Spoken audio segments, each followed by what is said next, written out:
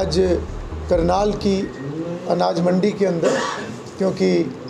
जो हमारा फसल का सीज़न चला हुआ है और व्यवस्थाओं को देखने के लिए किसी प्रकार की कोई दिक्कत किसान भाइयों को ना हो, किसी प्रकार की दिक्कत आड़ती भाइयों को ना हो, सभी मिलकर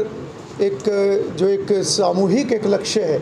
कि किसान को किसी प्रकार की दिक्कत ना हो, उनका एक एक दाना खरीदा जाए, व्यवस्था के नाते सभी चीज़ें सुचारू हों, ये हमारा हमेशा प्रयास रहता है। उस नाते से आज करनाल अनाज मंडी के अंदर मेरा आना हुआ है और मैं कुछ किसान भाइयों से भी चर्चा करूंगा और आड़ती भाइयों की भी अगर किसी प्रकार का कोई विषय होगा तो उसकी भी चर्चा करूँगा। बड़ी सौगात मिली है, हरियाणा को एयरपोर्ट मिला है, इसके अलावा जो थर्मल पावर प्लांट मिला, क्या देखते हैं कि हरियाणा जिस गति से आगे बढ़ रहा था उससे? देखिए, हरियाणा प्रदेश निरंतर विकास की राह पर अग्रसर है। पिछले वर्षों में हमने देखा है कि जिस प्रकार से एक समान विकास, न केवल मैं हरियाणा प्रदेश की बात करूं बल्कि हमारा देश भी बहुत मजबूती से आज विकास के पथ पर अग्रसर है और लगातार जब भी प्रधानमंत्री जी आते हैं तो कोई ना कोई सौगात हरियाणा प्रदेश को मिलती है। आज अगर मैं थर्मल पावर प्लांट की बात करूं तो निश्चित रूप से उद्योग को बढ़ावा देने के लिए, कृषि के लिए, हर विषय में आज बिजली का उत्पादन ज़्यादा हो और जितना वो सुचारू होगा उतना ही हर क्षेत्र में लाभ होगा। हमें इस बात की खुशी है कि पिछले वर्षों में लगातार जिस प्रकार से बिजली के क्षेत्र में सुधार हुआ है, अन्य व्यवस्थाओं के साथ साथ आज 24 घंटे बिजली प्रदेश के लोगों को उपलब्ध है, तो कहीं ना कहीं ये तरक्की के राह को और आसान ये करती है। और ख़ास तौर पर अगर मैं बात करूं इंडस्ट्री की पहली ज़रूरत जो है वो बिजली है। इसी प्रकार से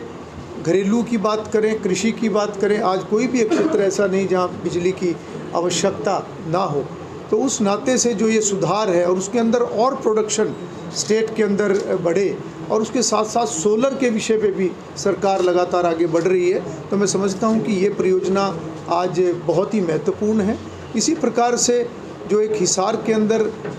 जो हवाई अड्डे की सौगात जो आज से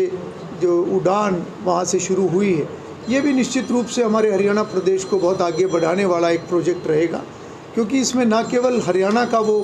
भाग बल्कि पंजाब और राजस्थान के भी काफ़ी हिस्सा ऐसा होगा जो हिसार एयरपोर्ट को इस्तेमाल करेगा और आने वाले समय में वो एक हब बनेगा, वहाँ पर भी इन्वेस्टमेंट बढ़ेगी। तो मैं समझता हूँ कि ये सभी कार्य लगातार हरियाणा की प्रगति में अपना योगदान देंगे और आज का माननीय प्रधानमंत्री जी का जो ये हरियाणा का प्रवास है वो निश्चित रूप से महत्वपूर्ण है। सर, किसानों को नुकसान हुआ है जो बारिश और जो तूफान आया है हरियाणा में, उसको लेकर कोई बात हुई आपके किसानों को? देखिए, ये विषय लगातार सरकार गंभीर इसके अंदर है और मैं भी जनप्रतिनिधि के नाते भी, और जब भी लोगों से हमारा संपर्क रहता है, कोई भी ऐसा विषय आता है तो उसको संज्ञान लिया जाता है और जब भी कोई इस प्रकार से किसानों का नुकसान होता है तो निश्चित रूप से सरकार मुआवजे की तरफ भी बढ़ती है। और पिछले 10 वर्षों की हम बात करें तो 10,000 करोड़ से ज़्यादा की राशि मुआवजे के तौर पर किसान भाइयों को सरकार ने दी है और ये कहीं ना कहीं एक गंभीरता